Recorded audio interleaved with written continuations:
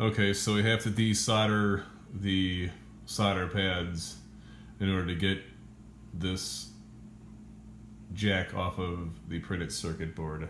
So you go get some desoldering braid. I guess you could use regular like wire if you strip the insulation off. It works the same way. And then they make flux that you can leave on soldered components indefinitely. Or you can go to the hardware store and you can buy like the flux that you use to solder like water pipes in your home with. I like the stuff that you get at the hardware store better than the electronics brand type of leave-on solder.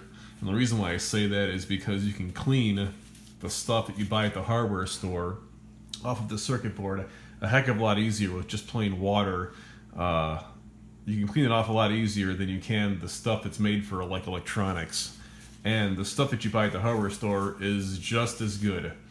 Anyway, so I'm gonna like stick my finger in it and I am going to dab it all over these terminals here, or these solder joints right here, because these are the things I have to desolder in order to get this connector out of the board.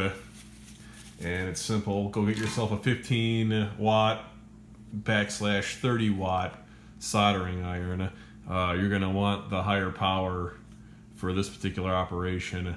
You're going to want the 30 watt setting on, and you're going to want to make sure that the little pieces of desoldering braid that you're using, you want to make sure they're little. You don't want to use like a big long ribbon, because when you go to put heat on this, the heat just gets, absorbed and translates up the entire roll, and it's never hot enough to actually desolder anything. So what you want to do is you want to cut the soldering braid into little tiny pieces, and you want to lay it next to the solder pad that you want to desolder, and you just want to get it hot.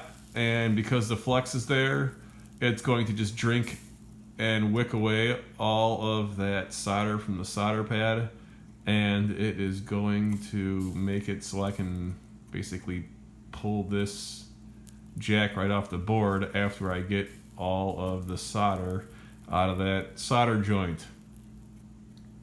I will put another video next in this video series where it shows me actually pulling this component out of the board, and I'm doing nothing special here. I'm actually just using this desoldering braid and flux, and you'll see how easy it is to pull the component out of the board. I don't like these like solder suckers. These things kind of suck.